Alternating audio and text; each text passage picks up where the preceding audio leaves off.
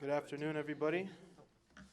Thank you all again for joining us, especially on this pretty cold, windy day. My name is Mohammed. I'm the executive director here at the Jerusalem Fund and Palestine Center. And as always, thank you very much for coming. I would like to welcome you, and again, thank you for coming today. Just to get a few things out of the way first. First of all, I always ask, so please, if you could silence the cell phones so we can avoid the interruptions. Also, next week we have 3 great events as well, on Monday, Tuesday, and Friday. So if you want more information or details about the events, there are flyers at the table next to the front door, so grab some on your way out. Another thing, as you all know, we are a nonprofit organization, and these events take a lot of effort and work from our staff, and also from our speakers, of course, and quite a bit of resources. So we would appreciate any donations. Those are always welcome. And also just if you could spread the word to your family and friends about us. Even if they can't make it here, they can always watch online, see our videos on our website, and other ways that they can support us. So any support is much appreciated.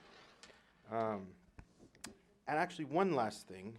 We do have this book by our speaker today, one of our speakers, Phyllis Bennis. It's called Understanding the Palestinian-Israeli Conflict, a primer. And it will be available for sale on the way after the event. So if you'd like one, please, they'll be at the front, and we can give you a sell you a copy. So today we're happy to host this panel, which will analyze the recent Israeli elections and their ramifications on the U.S.-Israeli relationship. Our distinguished speakers today are Phyllis Bennis in the middle, Mark Perry to my right here on the left, or my left, and Dr. Edmund Ghareb, who is actually the senior scholar on our Palestine Center committee. And I'd like to thank you all. It's an honor to have you here. Thank you so much. After the panel, we will have our usual Q&A session. As always, please wait for the mic to come to you. That way everybody online can hear you as well. And for the online audience, you can always tweet your questions to us at Palestine Center. Dr. Ghareb will now give an introduction and introduce our speakers, so I'll hand it off to him. Thank you, Mohammed. Good afternoon, everybody. It's a pleasure to see you all. I know it's everybody today is focusing on a lot of other interesting issues in the Middle East. You have the Syria, Kurds, Iraq, Turkey issue, the Yemen, the Gulf issue, Iran. And many people have been working, including President Trump, to marginalize the Palestinian issue, the Arab-Israeli conflict, broader issue as well. I mean, when he was a candidate, he promised that he was going to move the embassy to Jerusalem and that he was going to recognize Jerusalem as the capital of Israel. Well, in fact, that's what exactly he has done.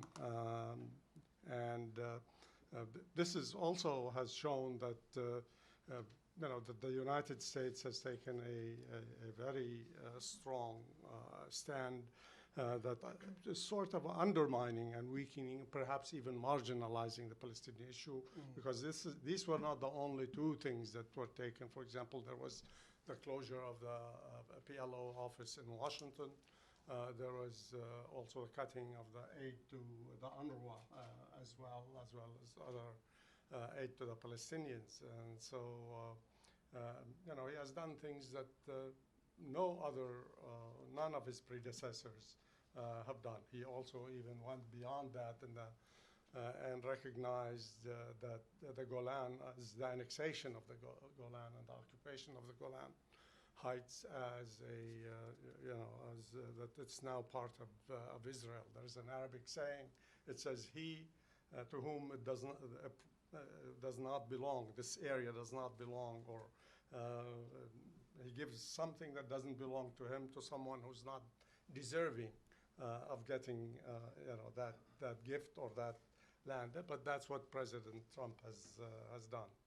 But nevertheless, what we have seen recently is that this Israeli election has been an important one. I mean, one of the probably one of the more interesting signs. And we'll hear more from our distinguished panelists today. But Netanyahu was forced to cancel his visit, and he usually loved to go to the General Assembly of the United Nations.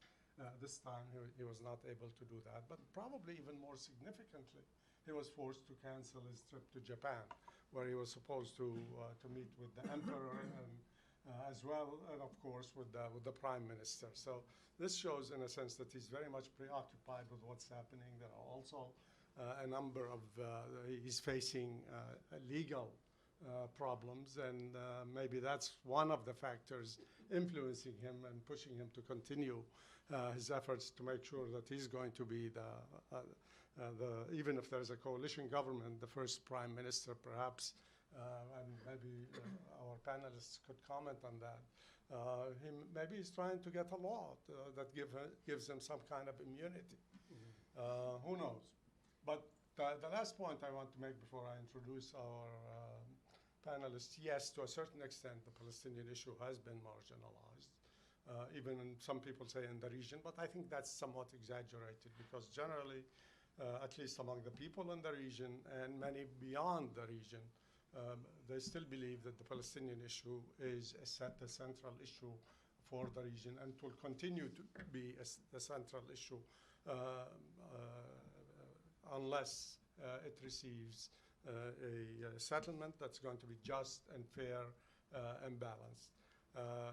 And so probably one of the best signs of this happening is that recently there was a very important election in Tunisia for the president, and the new president of Tunisia, who won with the support of something like 72% of the vote, ran. Actually, a number of Tunisian papers and others have said that he ran as if he was running for the presidency of Palestine, not just the presidency of Tunisia. And that shows actually the centrality of this issue, how it remains an important issue. Well, we are delighted today and pleased to have with us two very distinguished authors, very prominent writers, and very knowledgeable people about the region. I'm fortunate to call both of them as friends. Phyllis Bennis is as I'm sure you know, many of you may know her and know her work as well, but let me just say a few things about her. She is a fellow of the Institute of Policy Studies in Washington and of the Amsterdam-based Transnational Institute. She has written extensively. I know we have appeared in the past together on a number of programs, television programs. She writes about Palestinian issues in general, including not only the Palestinian issue, which she has, and Israel, and these are this is probably one of the main issues that she has focused on for a long time. But she has written about Iran, about Afghanistan, about Syria, about U.S. foreign policy. And she is also the founder of the U.S. Campaign for Palestinian Rights. Co-founder. Co-founder, not the only one. Yeah. One of many. No, I was talking about saying something else. Even then, I got distracted. And she's also the U.S. campaign, as I said, for Palestinian rights, and also the Iraq-era anti-war coalition, and of course, United for Peace and Justice. She co-chaired the United Nations-based Civil Society International Coordinating Network on Palestine, and has served as on the national board of a number of organizations, and she is the author of a number of books, including the one that was just introduced by Mohammed, and that's Understanding the Palestinian-Israeli Conflict. I know I had used when I used some of her books as texts in my classes over the years. She's also had written a number of other books, including on understanding ISIS and the new global war on terror. And she also served as an informal advisor to several top UN officials, and also was shortlisted twice to become the special rapporteur on human rights in the occupied territories. Mark is also a very well known author, and he's a foreign policy, military, and intelligence analyst. He has written extensively about the Middle East. He knows the Middle East well. His articles have appeared in a variety of American papers and international papers and publications as well, including The Nation, Business Insider, Foreign Affairs, the New York Times, the Washington Post, the St. Louis Post-Dispatch, and many others, including the Los Angeles Times. He's also the author of a number of books. He has written 10 critically acclaimed books, including 4 Stars, and then Eclipse, The Last Days of the CIA, A Fire in Zion, Inside the Israeli-Palestinian Peace Process, Conceived in Liberty, as another book, and he's also wrote I liked it very much. I liked some of his other works as well, if not all of them. I found them. He has done a thorough job also of research in all of his books. You may agree or disagree with some of his points, but I very much enjoyed his book on MacArthur, General MacArthur. It was quite an impressive piece of work. Mark is also the former vice president of the Jefferson Waterman International, a political consulting firm. He's also the former co-director of the Beirut-based Conflicts Forum and served as a senior foreign policy analyst for Vietnam Veterans of America Foundation, which is a leading international humanitarian organization. Phyllis, why don't you take it from there? Thank you. Can we just sit here and not, is that okay? Good. We're a small enough group, I think that will work. Well, thank you. Thank you for the intros. Thank you, Muhammad and Edmund. It's always great to be back at the Palestine Center, the Jerusalem Fund. You know, looking at the media coverage here of the Israeli election, you would sort of think it was an election here in the United States. There's no other country in the world, including Britain, Canada, you know, countries that we actually have like major things with. We never cover their elections like this. The details of who are the coalition blocs and who are all these parties. And I mean, frankly, I can't keep up with it. I can't follow it all. It's quite complicated. But it is extraordinary to see the assumption in the mainstream media that Israeli elections are of crucial importance, front page importance for people across this country. There's a saying, however, among Palestinians in Israel, the Palestinian citizens of Israel, although I think it also would apply to Palestinians elsewhere, that Israel is in fact a Jewish democracy, just like they say. It's Jewish for the Palestinians and democratic for the Jews. And I think that's a good way to describe it. It's for Israeli Jews, the Israeli political system is quite democratic. There's very easy access to becoming, for a party to become a member of the government, to be voted into the Knesset. It's kind of interesting how that all fits together. What we're seeing right now is actually kind of weird. There's, you know, these 2 major political blocs, and then there's a third bloc known as the Joint List, the Arab parties, the Palestinians who are citizens of Israel, the parties that represent them, which is shunned by both of the other blocs.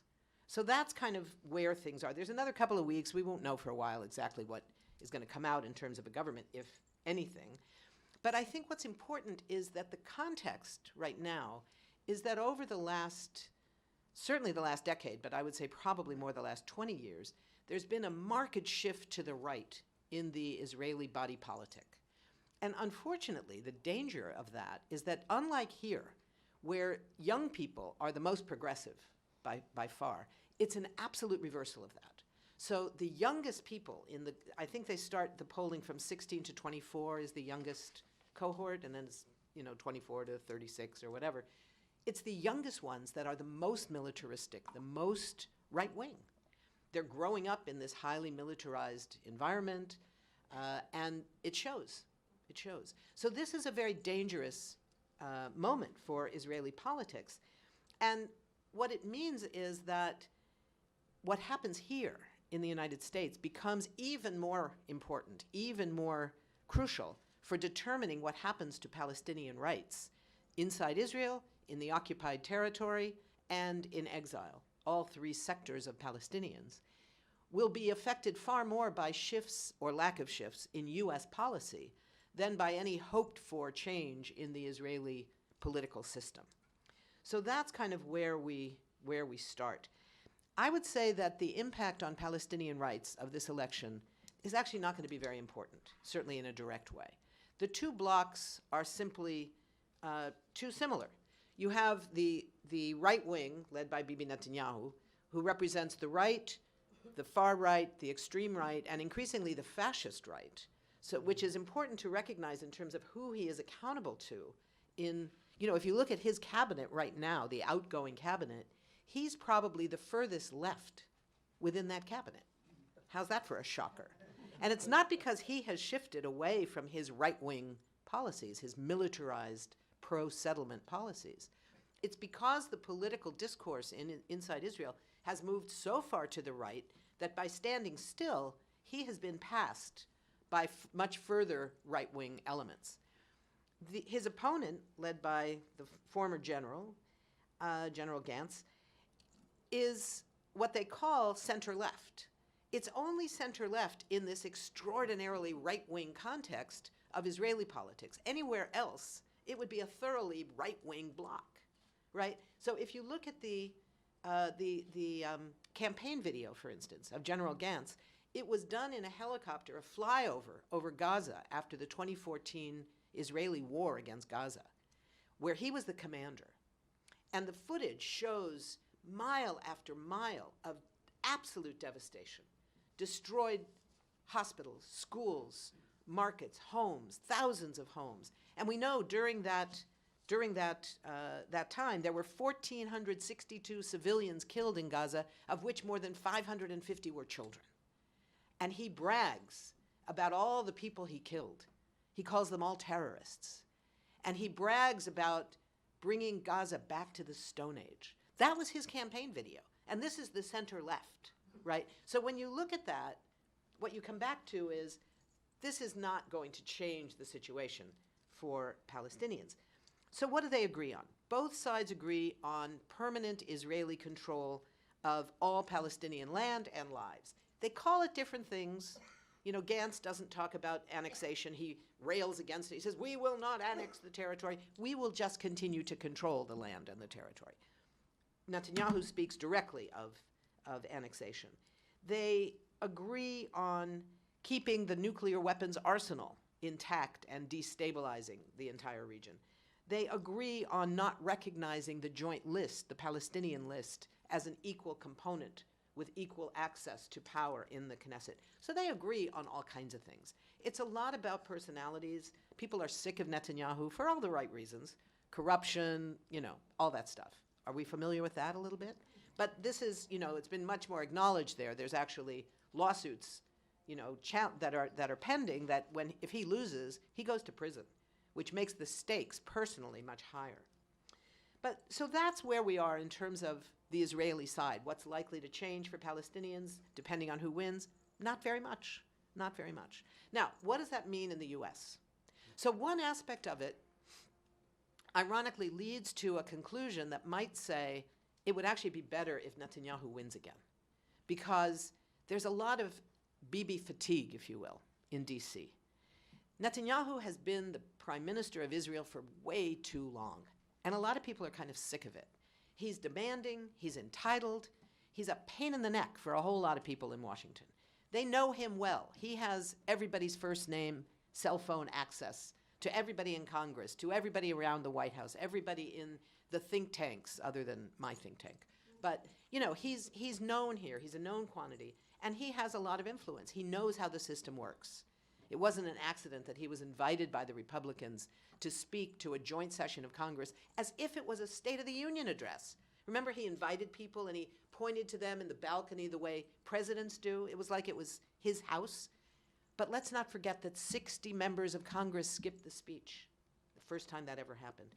If Gantz wins, he'll be a breath of fresh air. It'll be a renewal of the bipartisan consensus supporting Israel, except he doesn't really know his way around Washington. His English is a bit stilted. You know, he didn't grow up in the U.S. like Netanyahu. He didn't go to MIT. Netanyahu's English is better than mine, which, granted, it's a low bar, but nonetheless, he's like really at ease here. Gantz is not.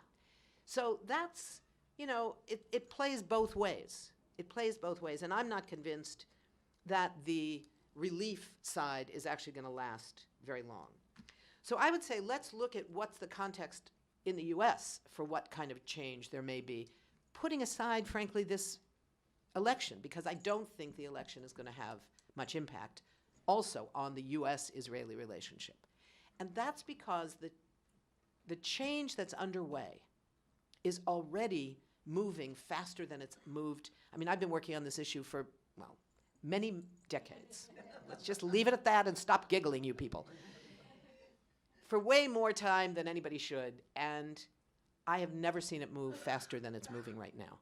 So if we look at that discourse shift, we have to break it down. There's a discourse shift at the public level, at the media level, and the policy level. It's at the public level that it's massive. It's absolutely massive. You see it most dramatically in the Jewish community, where you see books like our friend's new book on what, forgetting the name of it. Reclaiming Judaism from Zionism. That's the story of 40 Jews who grew up, as I did, as hardcore Zionists and broke with Zionism to recreate what does it mean to be Jewish. It's showing up in the organizations that exist. When I was a kid growing up in the Jewish community in California, if you identified as Jewish, it was all about Israel. God was really not part of the equation. It was about Israel, and that was sort of taken as a matter of course. There wasn't another option. Today, Jewish kids grow up with a left, a right, and a center, like any other community, right? So you still have the right-wing forces, the AIPAC, the Council of Presidents, all those organizations. They have a lot of the money because the right wing in any situation usually has the majority of the money.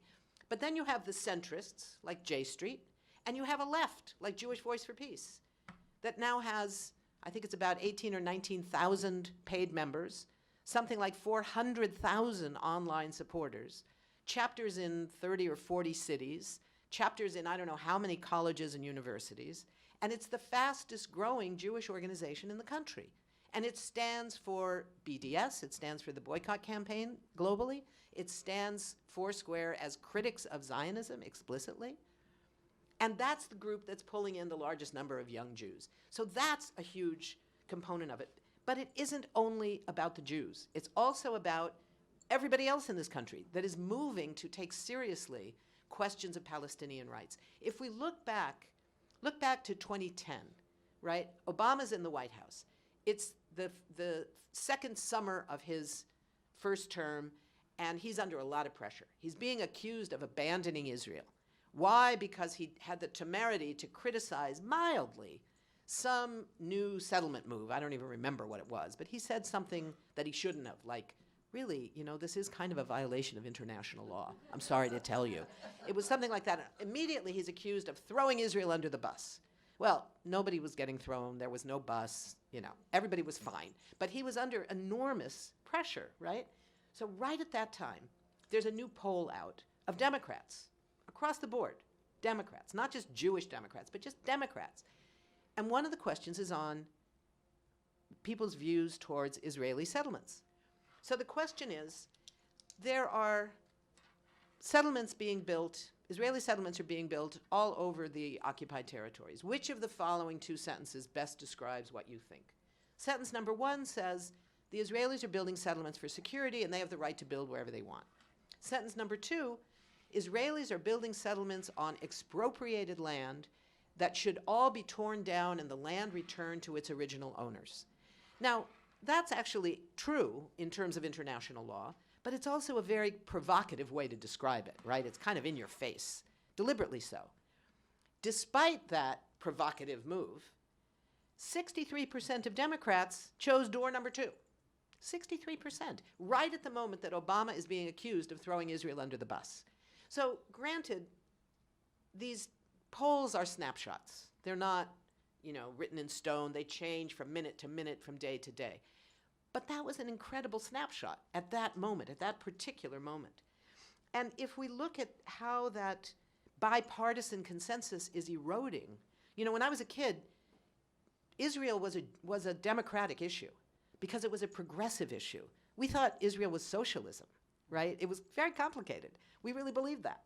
The kibbutz movement, that's all we talked about. We were also excited about socialism in Israel, right? We never really stopped to say, well, wait a minute, where'd that land come from? Who was there first, you know? We didn't get that far. But now, overwhelmingly, support for Israel, particularly the kind of uncritical embrace of the $3.8 billion a year in military aid, protection at the United Nations, diplomatic insurance so that no Israeli official is ever held accountable for potential war crimes, all of that is overwhelmingly a Republican position. The Democrats are distancing themselves for that. Not that fast. And now I'm talking here about Democratic voters. It's very different when you talk about Democratic policymakers. But the bottom line is, at the level of public positions, the discourse shift is enormous. On the question of the media, the discourse shift is significant. It's not as dramatic as the public, but it is huge. And again, it's a question of snapshots. If you look at the media today, it's horrible. It's completely one-sided. But if you compare it to what it was 10 years ago, 5 years ago, last week, it is enormously better. Enormously. And it's not a coincidence. It's not because the media automatically responds to what it perceives to be the momentary public opinion. It's because there have been movements demanding support for Palestinian rights for 2.5 decades or more. So that you have organizations like Jewish Voice for Peace, like the U.S. Campaign for Palestinian Rights, like Students for Justice in Palestine, like Sabeel, like the whole host of organizations that have been out there for so long trying to influence the media. An organization like IMEU, the Institute for Middle East Understanding, started 10, 11 years ago, one person struggling to make good on the goal of getting Palestinian voices into the mainstream media. She couldn't get any support. She couldn't get anybody in the media to pay attention. They now have, I don't know, I think it's 18 or 19 staffers spread around the country. They can't keep up with the demand, and you see the results of it. It's because we have movements that makes this all possible. So then we come to the last category, which is the policy. That's the slowest. That's the last. That isn't going to change just because we change the public and media discourse. But we can't change the policy until we change the public and media discourse. That's the distinction here. And in that situation, you all know how much it's changed. It isn't only because of our great congressional heroes, Rashida and Ilhan, who explicitly support Palestinian rights, explicitly embrace BDS. It's not just them. They are the leaders. They are the champions.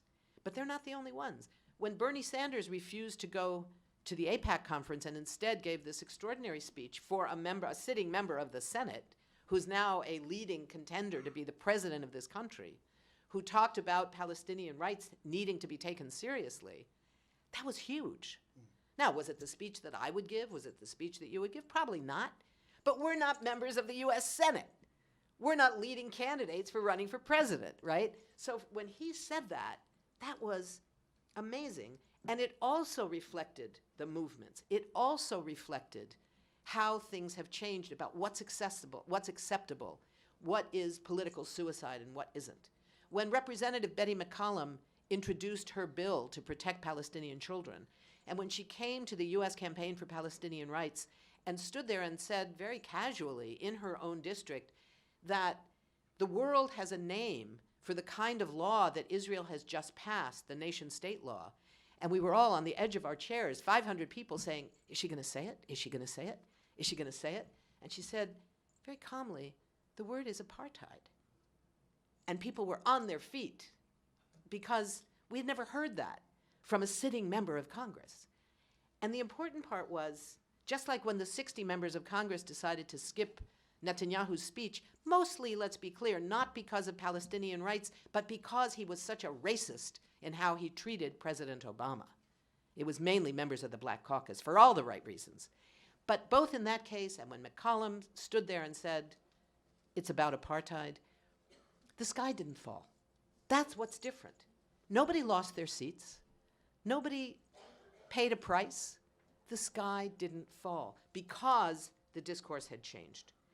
So in that context, and I want to make sure we leave time for questions, so I'm not going to go too much further, but I think we do have to take into account the regional situation, the degree to which Israel is being pushed by by its own centrality of the Netanyahu plan of posing as all that stands between existential threats from Iran and his ability to link with the United States to protect Israelis. That's kind of been his plan for a decade now.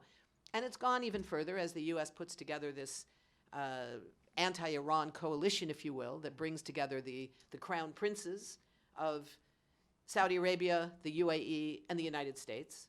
Jared Kushner, MBS, and MBZ with their little, bromance. And Netanyahu in the middle of that, the now public, newly public, but long-standing relationship, partnership, whatever you want to call it, between Israel and Saudi Arabia under U.S. auspices. All of these things play a role in this. But it's not playing out politically the way it used to. It's not working to say Israel faces an existential threat from Iran. Well, it doesn't. It never did. Israel has the only nuclear weapons arsenal in the region. Iran doesn't have any and doesn't have the capacity to build one. Why? Because, among other reasons, there was something called the Iran nuclear deal, which, aside from being a horror show when Trump pulled out from it, it was working better than any other global treaty on nuclear weapons. It was the only one that worked that well. And that was the one he chose to pull out of. I mean, how crazy is that? But it was never an existential danger to Israel. If it ever decided to build a nuclear weapon, which hopefully it won't, because we certainly don't need any more nuclear weapons in the world, it even then would not be an existential threat to Israelis. It would be an existential threat to Israel's nuclear weapons monopoly. That's what would be threatened. That's not an existential danger to the people. So where do we stand? U.S. policy is not written about individual leaders. It's not about whether it's Netanyahu or Gantz. It's not about, is it the guy who knows everybody in Washington, but everybody in Washington is really sort of sick of him, versus the guy who comes in as the clean bill of health, the clean slate, but nobody knows him. He comes off as, he's like a general, and he, all that. It's not going to be the Israeli election that determines U.S.-Israeli policy. It's going to be our movements here that determine whether the policy remains the embrace, the kind of acceptance and support for Israeli apartheid, Israeli colonialism. It's going to be a matter of how much we can change. There was an incredible quote recently. You know that one of the things that's so different these days is the degree to which the Trump administration and Trump himself are relying on these false claims of anti-Semitism, weaponizing anti-Semitism at a moment when real anti-Semitism is on the rise, when Jews are really being killed by real anti-Semites, whether it's in Pittsburgh or outside of San Diego. That's not the anti-Semitism they're worried about. They're weaponizing criticism of Israel as if it were anti-Semitic, which it is not. And that's become a major tool. Let me just read you one quick quote as I wrap up from Trump. When he was talking to a group of Jewish supporters, Jewish Republicans, he said, "In my opinion, if you vote for a Democrat, you're being very disloyal to Jewish people, and you're being very disloyal to Israel." Assuming, of course, that American Jews who are U.S. citizens somehow are all loyal to Israel, right? The ultimate anti-Semitic canard. He says it, and nobody even blinks. He goes on. And only weak people would say anything other than that.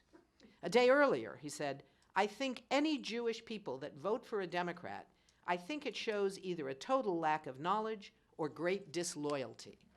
His reference to disloyalty was not to the United States. It was loyalty to Israel. And that's what's so extraordinary. His own extreme anti-Semitism goes unchallenged by any of the mainstream pro-Israel organizations because it's matched by support for Israel. So they don't care if he's anti-Semitic as long as he supports the state of Israel militarily. It's like an incredible sort of conundrum that he presents. But it comes back to the question of what's our role here. So our role here focuses, I think, on changing U.S. policy. We can go and protest at the Israeli embassy and protest what they're doing day to day, and we should, but that's not where we have the most influence. Because Israel is not accountable to U.S. citizens. They're barely accountable to their own citizens. They're certainly not accountable to their Palestinian citizens. They are accountable to U.S. military, political, diplomatic, and financial support. And that's what has to change. And that's where we can have the real influence, far more than worrying about what happens in Israel's elections. Thank you.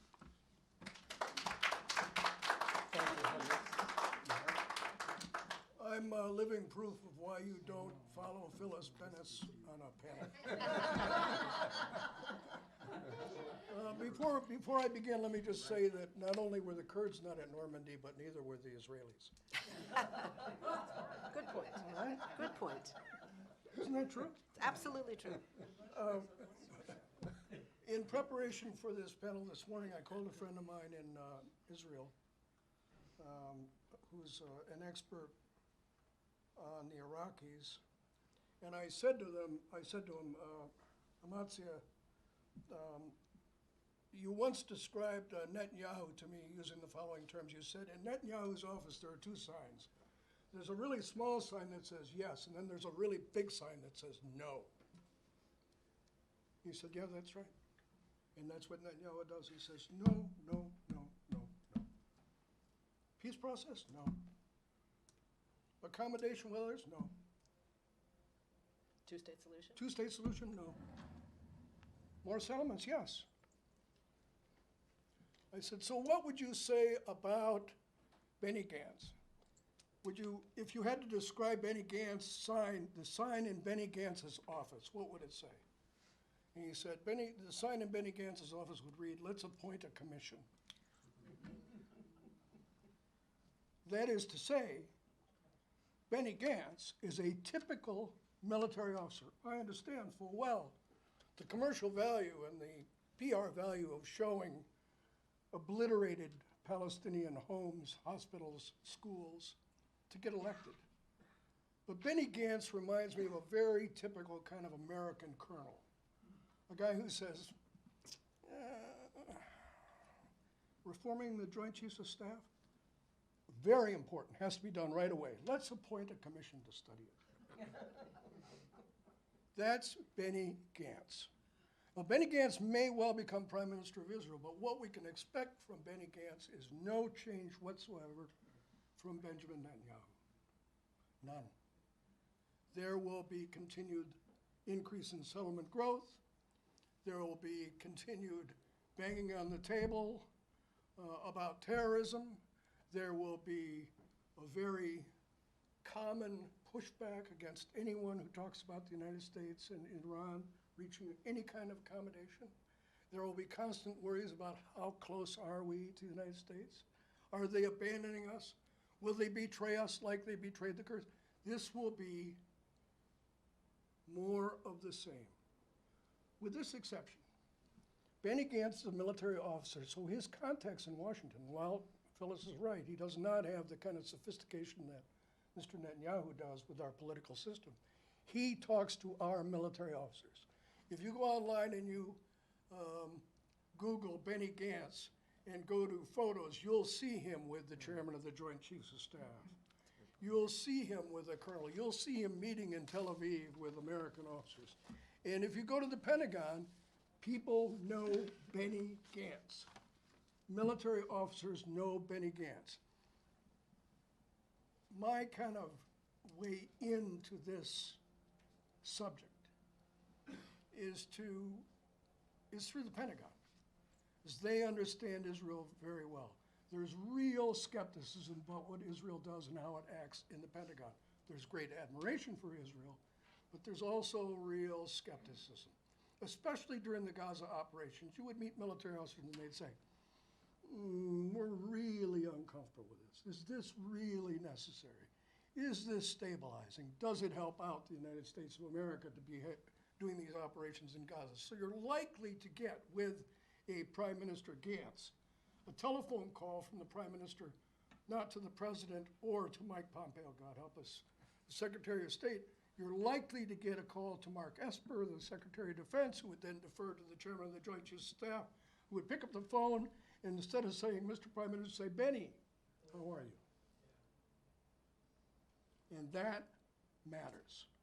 Because the way that the United States of America conducts foreign policy is through its military, not through its ambassadors, but through the head of CENTCOM or EUCOM or SOCOM. This is how we do our foreign policy. And this is how we conduct our foreign policy with Israel. Officer to officer, military to military relations. It's been superseded somewhat under Netanyahu. But always, always, it's the Pentagon that ends up being the arbiter of military sales to Israel. It's the Pentagon that becomes the arbiter of our negotiations on foreign policy issues with Israel. It's the Pentagon that matters. And that will be true under Benny Gantz. So, nothing will change. And yet, as Phyllis has said, and I can testify, everything has changed. When I first started out in this issue in the 1980s and I would go on television representing the Palestinians, I would always have to say, you don't understand. I'm not a Palestinian. They'd say, and now I remember going to Chris Matthews and having to say to Chris Matthews, the question is inappropriate. I'm not here representing the Palestinians or even the Palestinian point of view. I'm here because I just traveled there and I can give you a firsthand account, but I'm not a Palestinian. Then, the environment changed. And we had the foreign minister of Israel on television, and his counterpart was a professor at Yale who was an expert in Palestinian affairs. Not a Palestinian, an expert on Palestinian affairs. And then, superseding that, we had Hanan Ashrawi. So you actually had kind of tiers of people, T-I-E-R-S, tiers of people who would represent the Palestinians until finally now, knock me down with a feather, we have actual Palestinians appearing on television who actually live in Palestine and can speak on behalf of the Palestinians who represent them and have real opinions and real points of view. And they're being directly put to the American people. There are still enormous problems. You can still have Amy Klobuchar standing up and saying, the beacon of democracy in the Middle East, Israel. I flipped back from the Nationals game to the Democratic debate, and I heard that, and I switched immediately back to the Nationals game.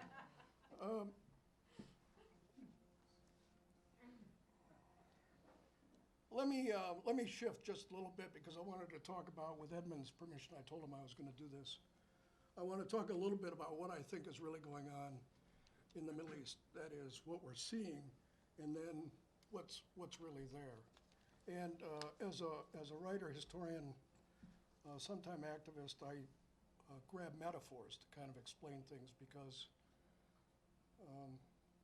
we all live here in America. We understand America. And we understand these metaphors. And I have two that I think help to explain the current situation. One is from my boyhood. I grew up in Wisconsin, which is a state that's in, and it's cold there a lot. About 8 or 9 months of the year, sometimes longer, it gets really cold. And I grew up in a small town on the Wisconsin River. It's a paper mill town. And the Wisconsin River is a big river. And in the winter, it would freeze. Not like Washington, D.C., where the canal used to freeze and doesn't freeze anymore. The river freezes, and the river freezes solid. You can drive your car across the river when it freezes on the ice. You can walk on the ice. And as a boy, I would walk on the ice. We'd go ice fishing, my friends and I, and we'd play on the ice. And then about March, middle of March, the river would change a little bit, and there would be puddles on the ice. And my mother would say, Mark, don't go on the ice. I'd say, Mom, man, she'd say, don't go on the ice. It doesn't look like it's melting, but it's melting. And then one day you'd wake up and the ice would be gone. Like that. In a day, the ice would be gone. And it was startling. That's what's happened in the world. The Cold War really was a Cold War, and everything was frozen. And the ice has melted. It's gone. The Berlin Wall came down, and it changed everything. And if you want to see what happens when the ice melts, take a look at the Middle East, because it's really melted. And there's not a damn thing you can do on it except not walk on it. Because if you do, you're gonna drown. You're done. That's what's happening. In geostrategic terms, the tectonic plates that were in place are moving, and they're scraping against each other. And it's causing a lot of havoc. And there's not a lot that we all can do about it. When the earth moves, you can't stop the earthquake. You live through it. You accommodate with it. You try to mediate it. But controlling the shift is very, very, very difficult, if not impossible. That's the first thing that's happened in these societies. And it's also put Israel adrift. They were people would say this kind of offhandedly without really meaning it, but it was true. In the Cold War, they were kind of our aircraft carrier. They were our counterpoint to Soviet incursions in the Middle East. The Soviets had Assad, good luck with that. We had Israel, and we armed them, and they were a good counterpoint. We banged the table and talked about how they were a beacon of democracy. That's changed. We don't need them to counter the Soviet Union. We don't need them to counter Russia. And Israel knows this. They're really insecure about what we're doing because we're getting out. We're getting out. And that's why people are so upset with Donald Trump. So when he says, we're getting out, everyone says, whoa, it's not a mistake that during the Democratic debate, the betrayal of the Kurds became the betrayal of the Israelis. 24 hours later, in the New York Times, October, right? It said, right? 24 hours later, after the debates, and after Trump's announcement about we're not helping the Kurds anymore, here was the headline in the New York Times: Israelis watch U.S. abandon Kurds and worry. Who's next?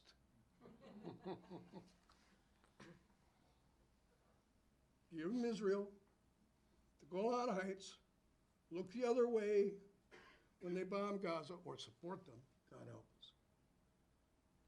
Never say a word about the settlements, and they're worried that we're going to abandon them?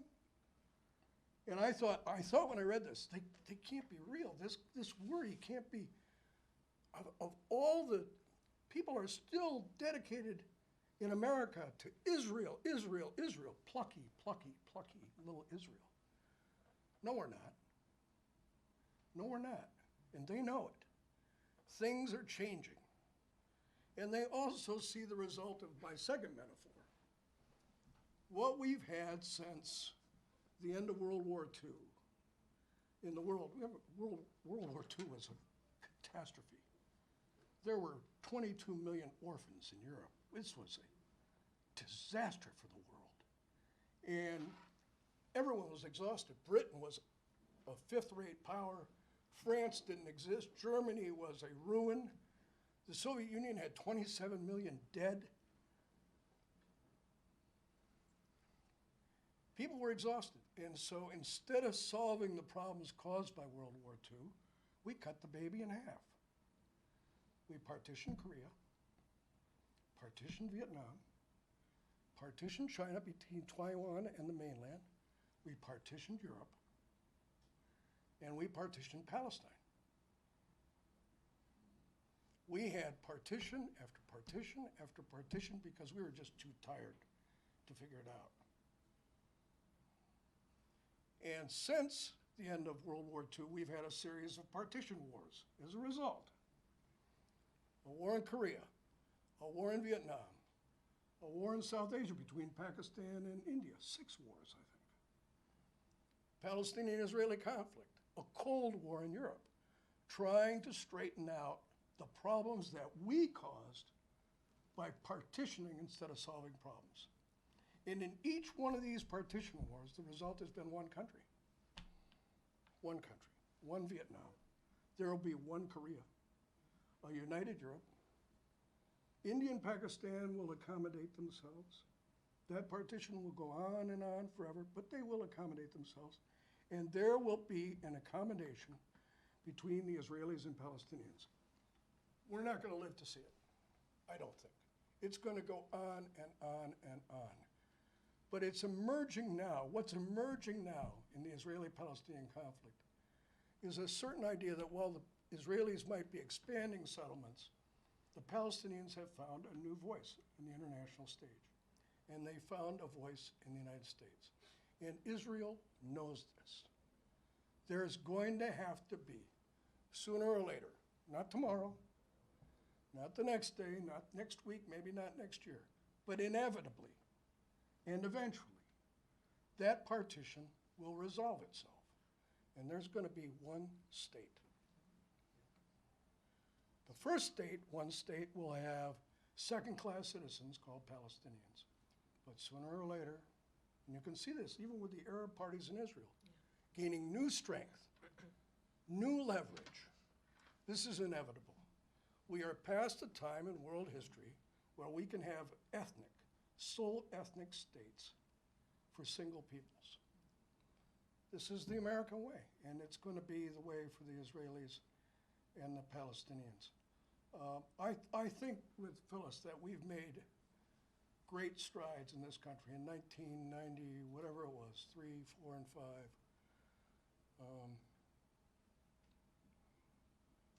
I would have never believed that Palestinians in America would have the voice that they have and that they've gained. And it's almost embarrassing now in the Jewish community to be so pro-Israelis without also saying as an add-on, but you know we've got to do something about this Palestinian thing. That's what's happening, and it's good news. So the result of the Israeli election might be but long-term and deep down, the ice is melted. That's what I have. Thank you. Ice is melted. That's what I have. Thank you. Thank you, Mark, and thank you, Phyllis, for brilliant analysis of the situation. Both of you have talked about, for example, what's going on the changes taking place in the United States.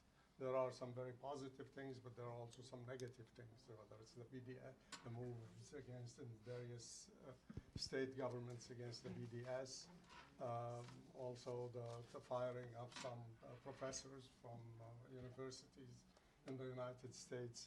But one of the most important shifts that we have been talking about, first of all, there are the shifts that Mark talked about, the tectonic shifts, the changes, regional changes, geostrategic changes on the level of the region and also internationally with the rise of China and the re-emergence of Russia. Not, of course, Russia today is not the Russia of the Soviet Union. Nevertheless, what we're seeing in the past few weeks, and there's a major shift.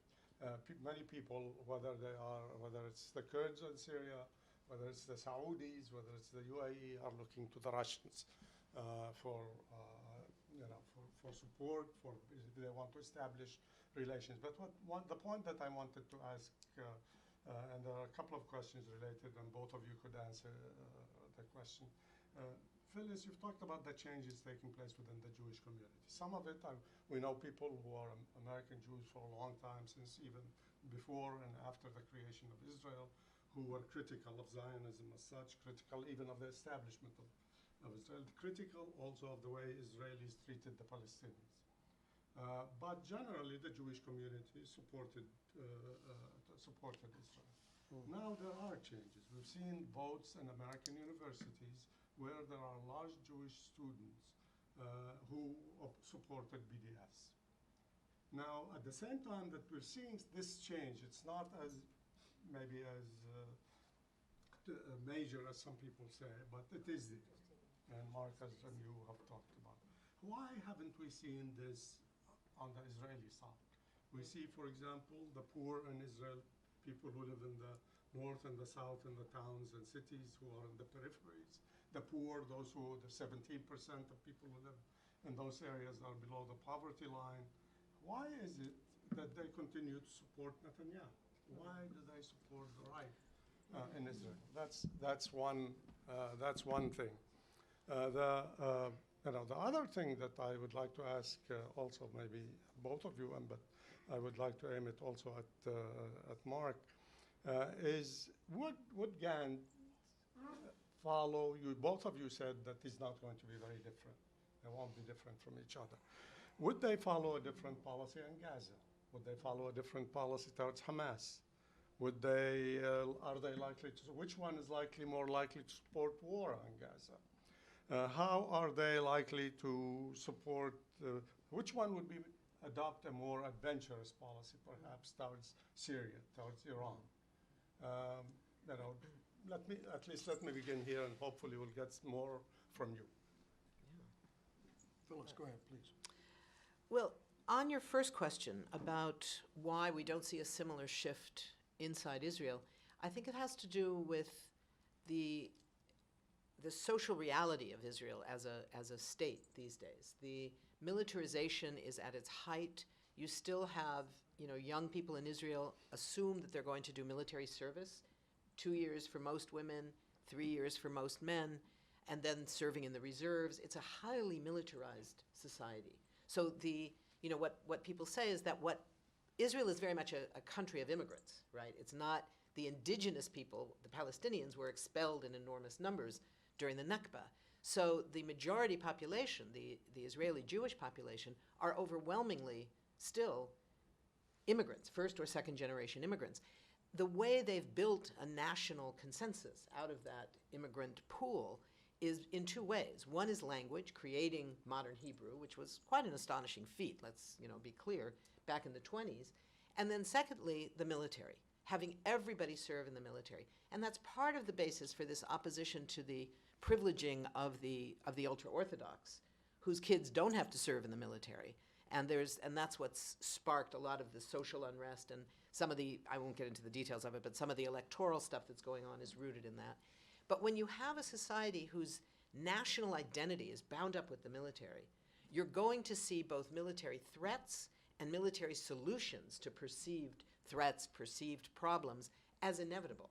And so the acceptance, the willingness to accept, like the Netanyahu line of Iran is our existential danger. In the past, it was the Arab states are the existential danger. Now it's almost Arabs are our friends because they agree with us that Iran is an existential danger, right? So, but it's still this sense of Israel as the beleaguered David, the sense of plucky little Israel surrounded by big bad Arabs, big bad Persians. That's the frame that people grow up with.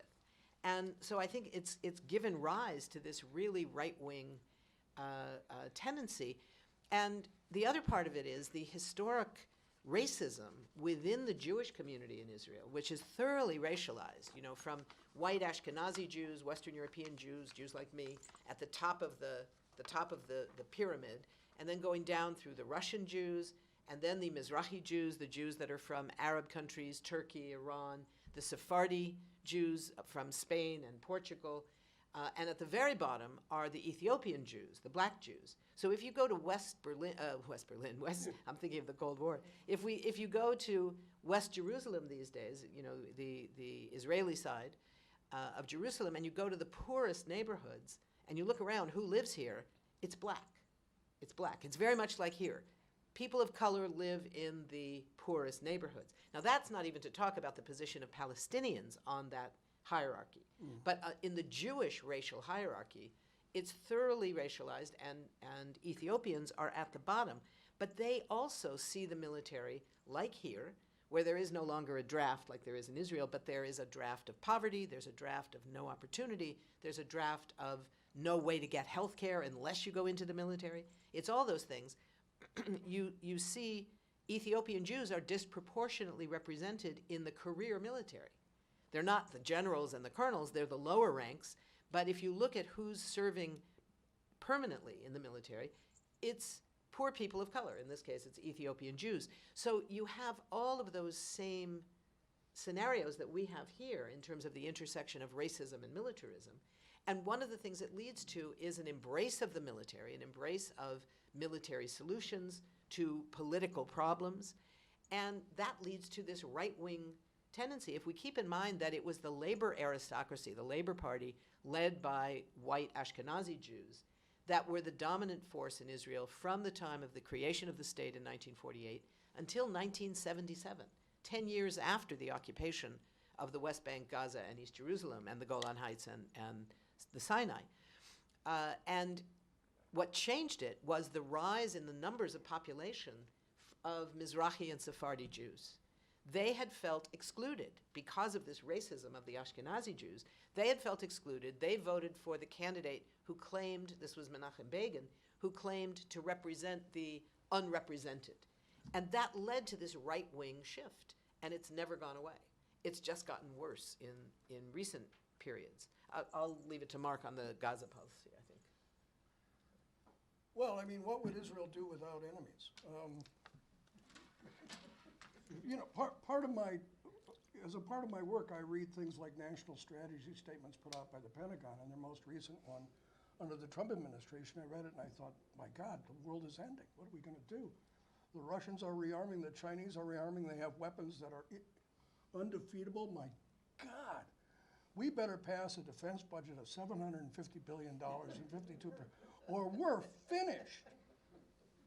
But the truth is, of course, that the Russians can't build a superhighway system. And the Chinese have a single aircraft carrier. It's not clear that it works that well. And we have 11.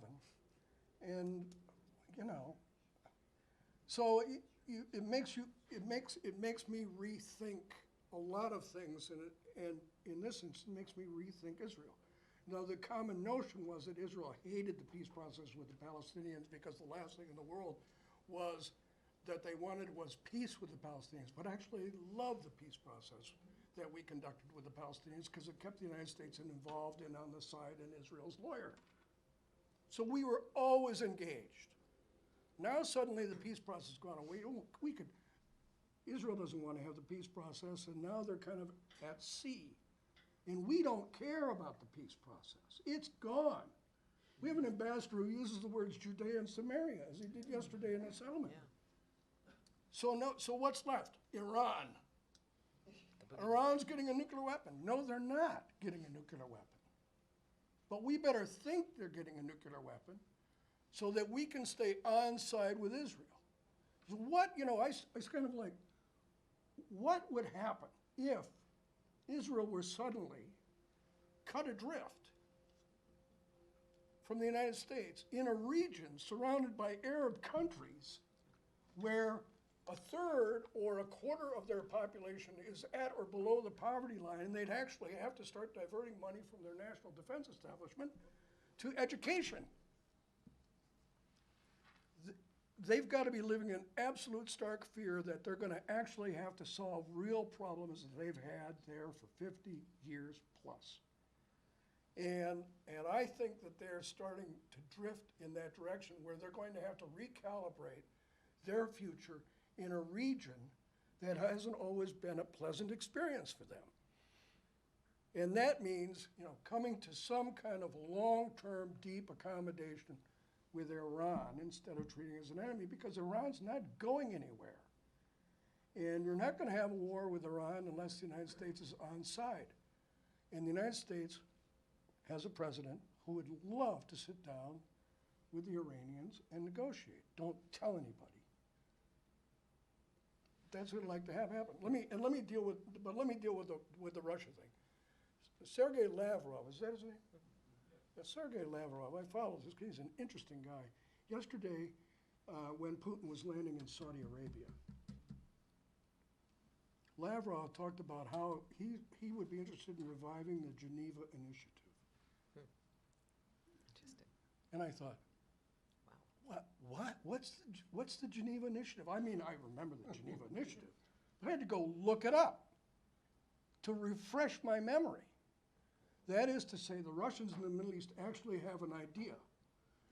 One of their ideas is that Syria and Turkey ought to have a common border. And now that we've kind of thrown over the Kurds or betrayed them, as they would say, just that common border will be between Syria and Turkey, and the Kurds will have to make an accommodation, as they have already, with the Damascus government. That's Russia's idea. It ends the Syrian civil war. Assad won, but there it is. Their other idea is the Geneva Initiative. Their other idea is that maybe the United Arab Emirates and Iran could start having some low-level talks. Well, here's the thing about Russia. Russia's talking to everybody. They're talking to Hezbollah, they're talking to Hamas, they're talking to Israel, they're talking to Syria, they're talking to the Kurds, they're talking to the Iraqis, they're talking to the Iranians. We're not talking to anybody. And all those groups are talking to them. And all those groups are talking to them because we're on our way out the door because we screwed it up. I think that's an important, so, you know, my kind of approach to this is to watch the Russians and watch what the Russians do, because it will have an impact sooner or later on what happens in Gaza. And when people talk about a Palestinian state, there's the Palestinian state in Gaza. And how did it get there? It got there because the Israelis just wouldn't put up with the violence anymore. It was won by the Palestinians. I hate to say this, not an advocate for violence, except that settlement expansion stopped during the Second Intifada.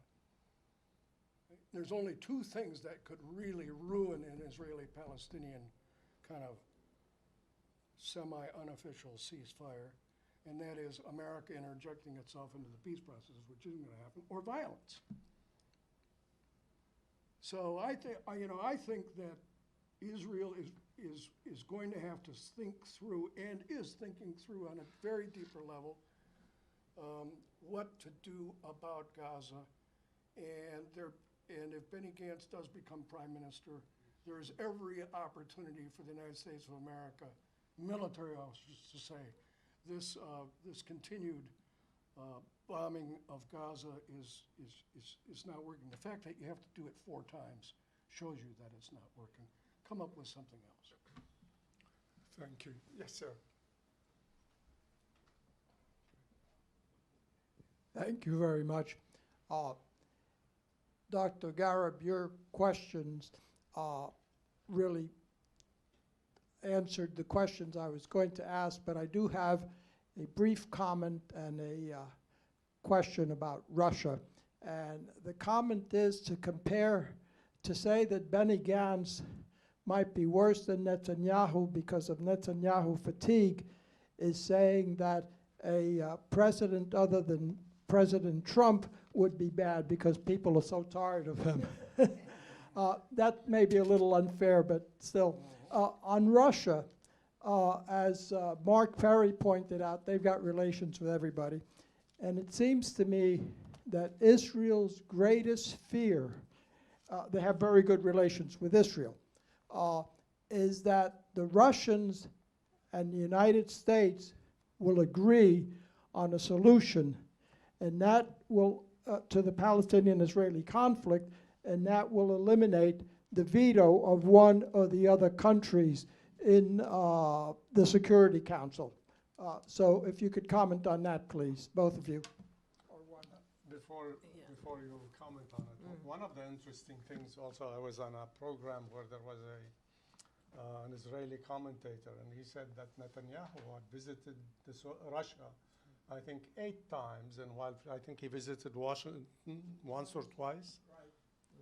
Right. That in itself is quite interesting. Yeah. Yes. The UN Security Council comes late in the game. It's largely paralyzed by the veto. That's been true for a long time. The US between 1973 and I think 1999, something like that, used 3/4 or so of its vetoes to support Israel. That's been a consistent pattern. I think that the notion that somehow the U.S. and the Russians are going to agree on a solution that then they will take, if they agreed on anything, they could take it to the Security Council and would likely have a win there. There would be a vote for it. But I don't see them agreeing because this is a question of their power as global hegemons operating in a regional context. One of the things we saw in the Syria war was that that became the venue for both regional powers as well as domestic players, of course, but regional powers and global powers using the war in Syria to fight their own wars to the last Syrian. So the Syrians are doing the dying, but it's the US and the Russians fighting each other. It's the Iranians and the Saudis fighting each other. It's the UAE and Turkey. It's all these various combinations of forces overlapping. Some are sectarian wars, some are wars for power and resources. There's all kinds of wars being fought, but it's the Syrians doing the dying. I don't see either Russia or the United States at this point engaging in that way in the Israeli-Palestinian context. They're not willing to kill Israelis. They're plenty willing to kill Palestinians, but they're not willing to kill Israelis, so they're not willing to fight it out in that way. Whether there could be some kind of an agreement on some other version of a peace process, the peace process industry is a tough one in this country. Thankfully, the Russians don't have exactly the same kind of industry that we do. You do see the same people who ran the last 25-year-long failed peace process are still put on television bragging about how I was a U.S. diplomat for the past 25 years working on this issue. And I always want to say, yeah, and how's that going for you? You know, it's amazing to me that they still use that as a credential after 25 years of failure. But I think that Mark's point is absolutely right, that it's not about do we want a two-state solution or do we want a one-state solution. There is no land left for a two-state solution. So whatever one thinks about it, I never liked the two-state solution, but I'm a Jewish girl from California. It's not my call. I don't get to say how many states there should be. What exists now no longer allows for a two-state solution. So at some point, we're going to have to get through the bubble in Washington of people who think that that's the only thing, right? That's like the progressive thing, right? Don't we all want a two-state solution? Members of Congress think that's the case. It's not because they choose it. It's because they actually don't know, because they do live in a bubble. They don't see the rest of the press. They don't have time to read these things. That's where our movements come in. Our movements have to be the ones teaching them and their staffs that things have changed, that a two-state solution is no longer, despite the fact that there's still UN resolutions calling for it, it doesn't exist anymore. It's over. And we can mourn for it, or we can celebrate that it's over. It doesn't really matter. The point is it's not going to happen. It's not going to happen. So the question then becomes why Betty McCallum would use the term apartheid is not because it looks like South Africa. It doesn't. I just came back from South Africa a day or two ago. I can promise you, it doesn't look anything like South Africa. It's because it violates the International Covenant Against the Crime of Apartheid that says that if you have one territory, in this case it's one unified territory of Israel, the West Bank, East Jerusalem, and Gaza, all occupied under the control of one power, which is the Israeli government and the Israeli military, because let's be clear, whatever the disagreements between the PA and Hamas, neither of them control their territory. That's an aside. They don't control territory and they don't control people. The Israeli military controls it all. So you have one power, but you have two separate legal systems. And which legal system any one person is forced to abide by is determined by race, ethnicity, language, national origin, religion, all the things that define apartheid. That's why that's the term, and that's why there's not going to be a two-state solution, and we're going to have to, at some point, start talking about what comes next. There was a article in the Washington Post, I think 2 weeks ago by, It's 2:15. we gotta go. There was an article in the Washington Post 2 weeks ago by Dennis Ross on the Israeli-Palestinian conflict, and I thought, in Washington, nothing succeeds like failure. We're gonna listen to Dennis Ross and Max Boot on Iraq while we're at it. And kind of want to bring this back to, center. I feel like I'm like growing lilies here when actually, there are some dark clouds. The goal of Israel has been the destruction of the Palestinian national movement. That's been its national goal for 60 or 70 years, and we're now, and they're adamant about it. And if I were them, I'd want to destroy the Palestinian national movement too, right? But I think that we actually might be at a point where they realize they're not going to be able to do that, and they reached that point because of the BDS movement. Actually, I was wrong. I thought that the Second Intifada, they would have said, okay, that it was kind of like a Detroit in '67, where there was a race riot, became an insurrection. We deployed the 82nd Airborne to Detroit. That the Second Intifada was going to be the break. It's not. It's the BDS movement, and you can see that by the way the Jewish community in America is responding. When you have somebody like Barry Weiss writing How to Fight Anti-Semitism, and she calls the BDS movement anti-Semitism, that shows you just how deep a threat nonviolent direct action has become to Israel. Well, wait a second. If the Palestinians can't use violence because that's anti-Semitism, and they can't use nonviolence because that's anti-Semitism, what tools do you suggest the Palestinians use to gain their rights and their nationhood and their self-determination? What is it that they should do? And I think that while the American Jewish community might be debating this here deeply and very uncomfortably every day and watching Democratic Party kind of turn on this issue, that in Israel there are these discussions going on. Maybe they're not reaching our ears, but they're reaching into the New York Times. And this is going to be an interesting and key and crucial debate coming in Israel, because they're going to have to answer Hannah Arendt's question. What kind of a nation are we? Are we a democracy, or are we an apartheid Zionist state meant for only one people? Are we the light unto the world, or just for ourselves? These are really interesting times, and the BDS movement, I have to admit, I think has really stunningly changed the conversation. Well, thank you. Let's take two questions because it's 2:15, and maybe we'll get them together. You can go ahead, and then yeah. I'm Tom Getman, an NGO executive, have served in the Middle East and in the UN. And there's a news flash. Times of Israel, time was 7:04 in Israel, so it's the evening press. There was a rabbi nearly beaten to death, harvesting olives with 5 volunteers from the US and from Europe, and by a gang of settler people with masks. And you just think about the impact of this in the times of Israel. So my question is, bravo to all of you for this today. It's very encouraging and challenging. What about the NGOs on the ground? What about UN? We've all struggled with, but the NGOs are doing stuff like this. What is the role of international and local NGOs on the ground to help the movement?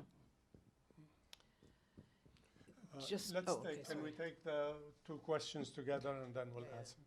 Yes, both of you. Go ahead. It doesn't matter. Okay. Okay, when you were talking about BDS, I'm wondering how accurate a statement that I frequently make is. I say it, but I don't know if it's right.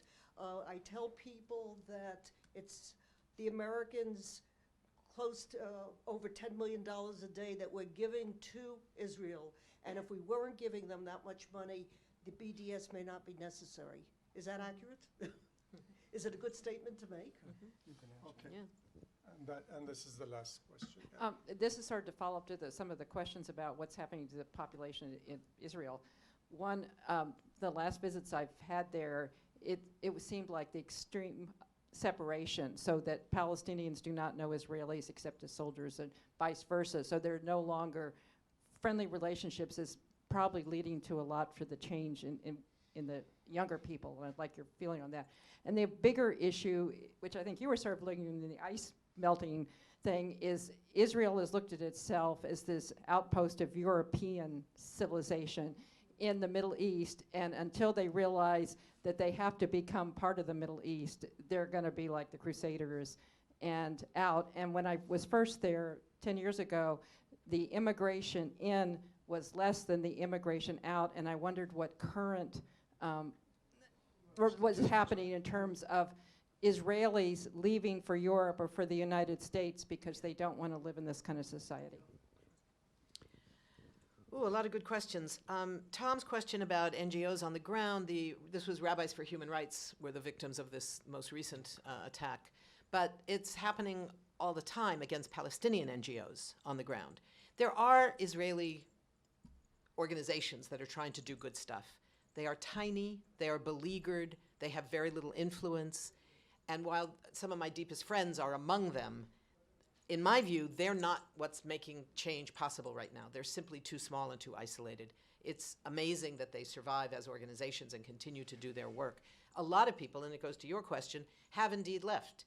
The same reason that white people left apartheid South Africa at a certain point when they just couldn't stand to be part of it anymore. A lot of that happened years ago when Israelis said, I'm not going to be part of this. My parents came here escaping the Holocaust. I'm not going to be part of what we're doing to the Palestinians. And they moved sometimes to South Africa to work in the anti-apartheid movement, sometimes to the US, to Europe, whatever. That's still going on. I don't know the stats. I don't know if you do, Mark, on what's stronger now, the people coming in or going out. But certainly there's a lot of people leaving. The BDS, the notion of BDS can be talked about in all kinds of ways. And I think certainly the notion of if we stopped supplying $10 million a day, $3.8 billion a year, that's certainly a perfectly fine way to talk about it. One of the key things is there's two things that are contradictory. We hear from Trump all the time about how other countries are screwing the US. They're not paying their fair share. New stats that came out today indicate that Israel is now the 20th wealthiest country in the world. It used to be the 27th. It's moved up, right? Why are we giving any aid to Israel? And all the aid goes directly to the military. $3.8 billion a year directly to the military with no strings attached. And that's 20% of Israel's military budget. That's a big chunk of change, right? So if we were to say that we're going to stop that, they would have to either cut back their military spending, just like we should do. This year, $716 billion. Next year, as Mark said, $750 billion going to the military. Could pay for Medicare for all here. It could do the same thing in Israel. It could alleviate poverty in Israel. So what's more important to them? And then finally, in the question of, what kind of a state is it? It's a settler colonial state. It's looking to be the beacon of European enlightenment in this dark, it's all the kind of racism that affected colonialism in all the white colonial countries, the United States first among them, and Canada, and Australia, and New Zealand, and South Africa, and Namibia. These were white colonial countries that they were attempting to set up. The difference, of course, in South Africa and Namibia is they didn't intend to exterminate the local population, so it wasn't the same kind. But the notion of settler colonialism is now being talked about in a very immediate way. And the answer is not to start recognizing that you're really part of the Middle East alone. I mean, that's at the ideological level, that's important. But at the political level on the ground, it's to stop the control by the settler colonists and recognize that the indigenous population have the rights that should go to any human being. And that's where the notion that we are now talking about rights and not about states is so important. The discourse of one state, two state, red state, blue state, thankfully is over. The issue now is rights. We stand for human rights. We stand for equality for all. In any state, in all states, between all states, case closed. I would love to make that the final word, but it's me, so. when I went to Nabi Saleh, I guess about 10 years ago, and I saw on the ground what was happening at Nabi Saleh, I thought, wow, this is the future. Who are these kids in black pants and black shirts, these Israeli kids, these anarchists? God, they're great. These are small, not gonna make that much of a difference. But what does make a difference are the NGO observers who stand there every day and write down what happens and report it back, CPT, and who raise their hands and say, excuse me, that's not what's happening. Here's what's happening.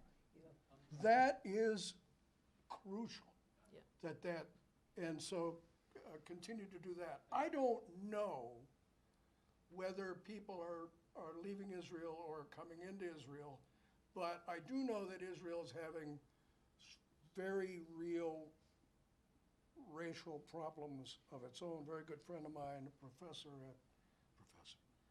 a journalist at the Haaretz, took me out for dinner several years ago, and he said, "We're celebrating." And I said, "Okay, well, what are we celebrating?" He said, "I sold my house in Jerusalem. I can get out of Jerusalem, all those Orthodox." I said, "These people," he said. I thought, you know, these are deep problems that Israel's having. The Palestinians, by the way, have some of the same issues. You know, a good friend of mine, I probably shouldn't have, Salah Tamri, I was standing with him in his garden in Tamra, in Zatra, his village near Bethlehem, and he pointed across the way. There was a guy hoeing his garden. He was obviously a devout Muslim, and waved to me way back, and he said, "This guy's Hamas." I said, and he said, "They make deals with Iran." I said, "Yeah, unlike you guys, you make deals with Israel."